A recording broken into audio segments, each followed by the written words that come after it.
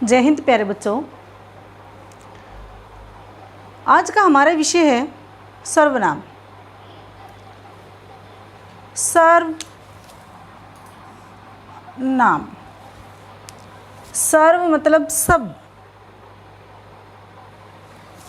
नाम मतलब कोई भी नाम, जैसे संज्ञा। क्या समझे? सभी प्रकार की संज्ञाएं परिभाषित कैसे करेंगे? संज्ञा के स्थान पर प्रयुक्त यानी प्रयोग होने वाले शब्दों को सर्वनाम कहते हैं। संज्ञा के स्थान पर कैसे? जैसे राम क्रिकेट खेलता है।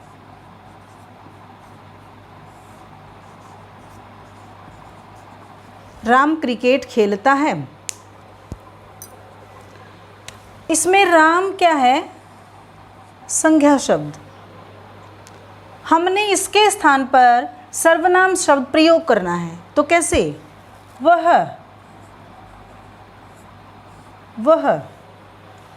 वह क्रिकेट खेलता है, तो यह वह क्या हो गया? सर्वनाम शब्द। ऐसे अब परिभाषा स्पष्ट हो गई कि संज्ञा के स्थान पर प्रयुक्त होने वाले शब्दों को सर्वनाम कहते हैं। जैसे या तो संज्ञा होगी वहाँ या उसके स्थान पर सर्वनाम का प्रयोग होगा, दोनों एक साथ नहीं हो सकते, उसे कहते हैं हम सर्वनाम। सर्वनाम के भेद और क्या होते हैं सर्वनाम? जैसे तू, मैं, वह, ये सब सर्वनाम। सर्वनाम के 6 भेद होते हैं। कितने भेद? 6। पहला,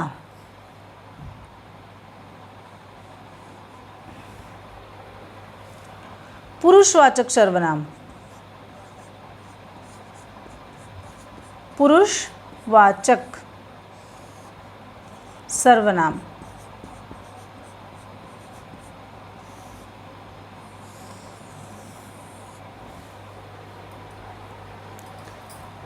निश्चयवाचक सर्वनाम।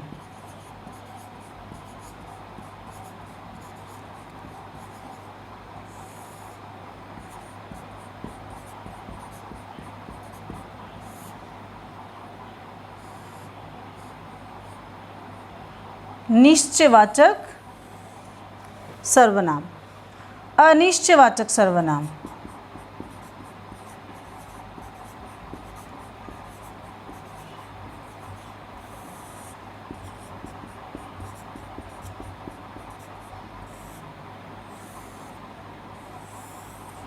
अनिश्चयवाचक सर्वनाम।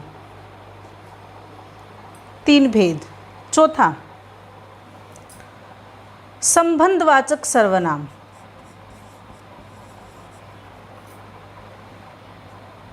संबंधवाचक।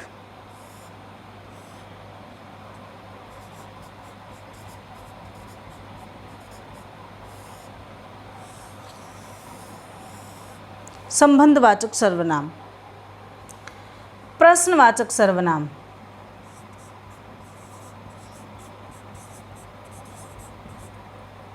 प्रश्नवाचक।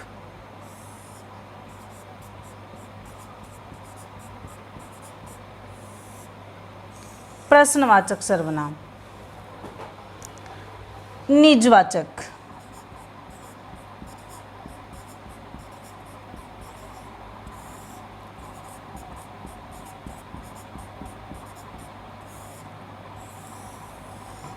निजवाचक सर्वनाम। तो एक बार आप इनके नाम अवश्य याद करें। पुरुषवाचक, निश्चय, अनिश्चय, संबंध, प्रश्न, निजवाचक सर्वनाम। उसके बाद आते हैं हम पुरुषवाचक सर्वनाम पर। पुरुष कौन से होते हैं? पुरुष अंग्रेजी में first person, second person, third person. Hindi में उत्तम पुरुष, मध्यम पुरुष, अन्य पुरुष, यानी इसके भी 3 भेद होते हैं।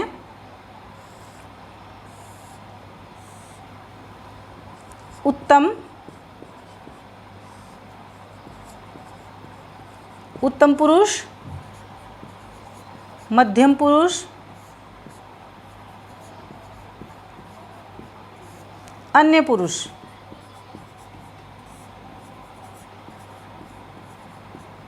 कितने प्रकार के पुरुष हो गए?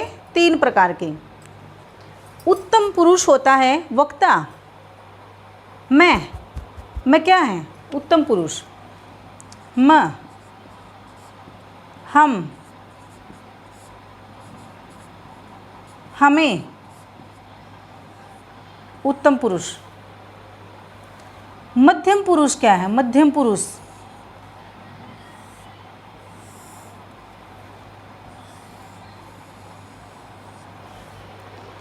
वक्ता, उत्तम पुरुष, श्रोता, मध्यम पुरुष, और जिसके बारे में हम बात कर रहे हैं वह अन्य पुरुष। मैं, हम, हमें, मैं से संबंधित, उत्तम पुरुष। तुम, तुमसे संबंधित, तू, तुम,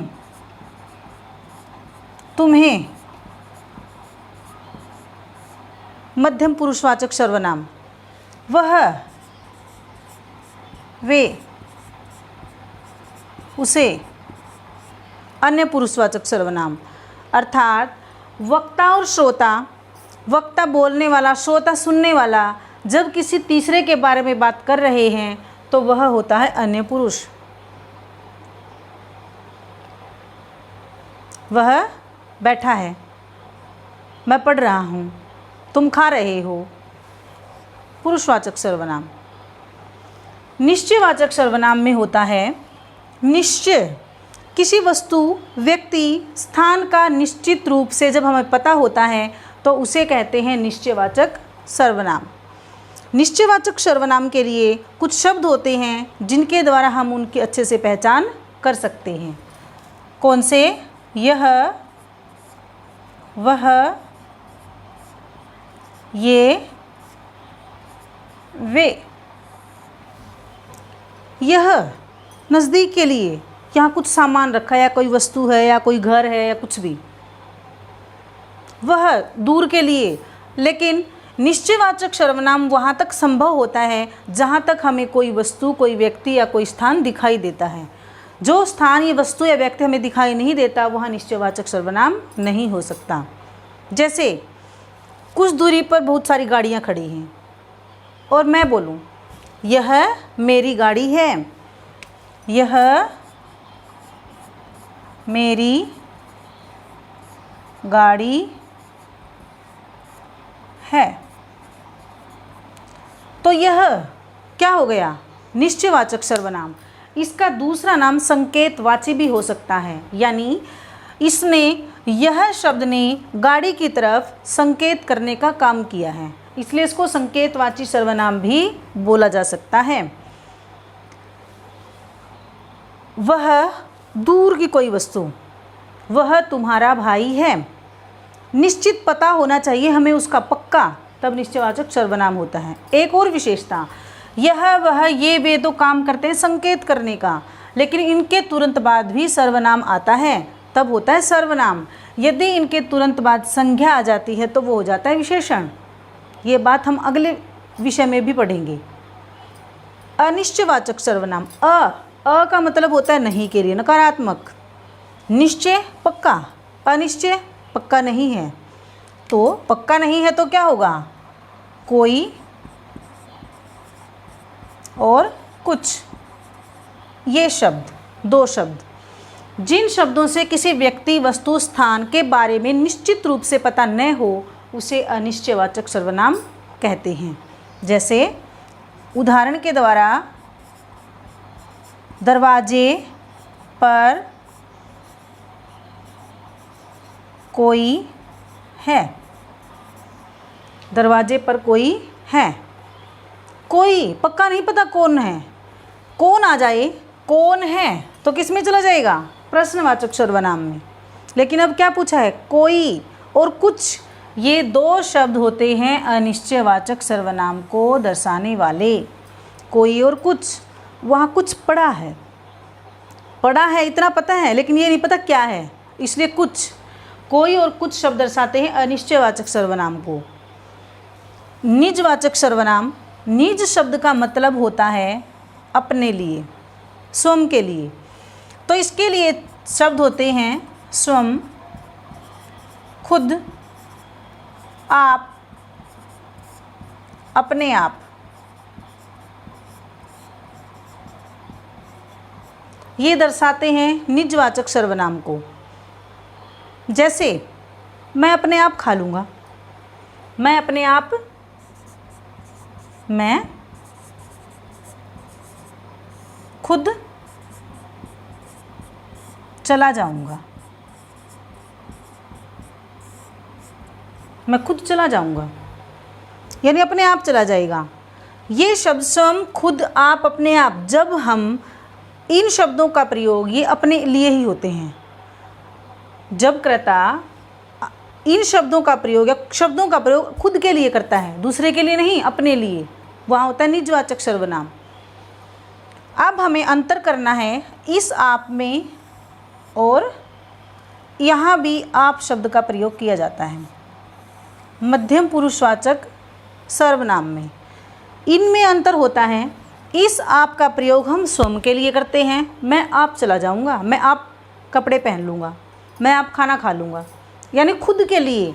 लेकिन जब हम आप शब्द का प्रयोग आदर देने के लिए, दूसरों के लिए करते हैं, तो वहाँ होता है मध्यम पुरुषवाचक सर्वनाम। जैसे आप यहाँ बैठिए, आप यहाँ बैठिए,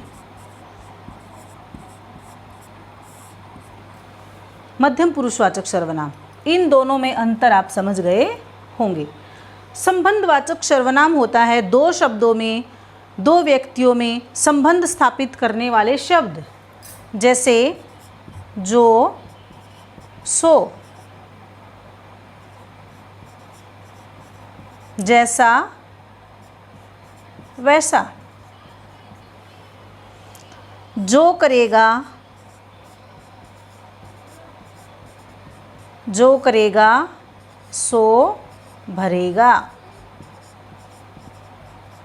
यानी ये और ये दोनों एक ही हैं। जो और सो, जिसकी लाठी उसकी भैंस। दो शब्दों में संबंध स्थापित करने वाला, दो व्यक्तियों में, दो स्थानों में। संज्ञा क्या होती है? कोई वस्तु, व्यक्ति, स्थान, भाव, और उन्हीं के स्थान पर सर्वनाम आते हैं, तो ये सारे उनसे ही संबंधित होते हैं। उसके बाद प्रश्नवाचक सर्वनाम, बहुत आसान है। क्या होते हैं प्रश्न? कौन, क्या, कब, क्यों, कहाँ आदि प्रश्न। अब मैंने आपसे पूछा था दरवाजे पर कोई है, अनिश्चयवाचक सर्वनाम। यदि कोई की जगह पर कौन आ जाता है तो क्या हो जाएगा? प्रश्नवाचक सर्वनाम। आप क्या कर रहे हैं, और साथ में प्रश्नवाचक चिन्ह। ये इसकी सबसे बड़ी विशेषता होती है। प्रश्नवाचक चिन्ह के बिना प्रश्नवाचक वाक्य सफल नहीं होता, माना नहीं जाता है। तो ये हो गए हमारे सर्वनाम के भेद और सर्वनाम की परिभाषा। अब आपको इसको अच्छे से सुनना है और इसको सुनकर ग्रहण करना है। और निश्चयवाचक सर्वनाम, अनिश्चयवाचक सर्वनाम को बड़े ध्यान से पढ़ना है, क्योंकि इससे संबंधित ही विशेषण में हम अगले विषय में कुछ पढ़ेंगे। यदि हमें ये अच्छे से आ गया है तो हमें वो विशेषण का भेद भी अच्छे से समझ आ जाएगा। धन्यवाद।